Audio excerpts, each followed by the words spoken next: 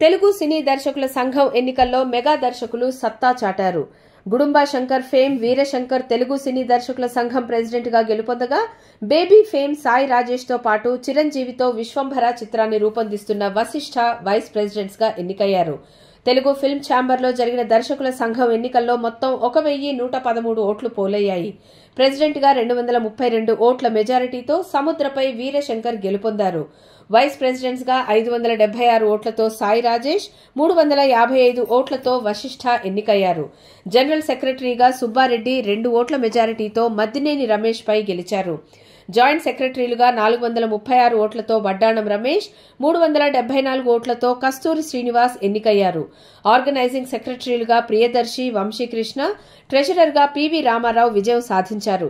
Executive committee members గా కృష్ణమోహన్, ఆకాష్, రాజా, శైలేష్ కొలను, శ్రీరామ్ ఆదిత్య, కూరపాటి రామారావు, లక్ష్మణ్ రావు, ప్రవీణ, రమణ, కొండా విజయ్ కుమార్ ఎన్నికయ్యారు.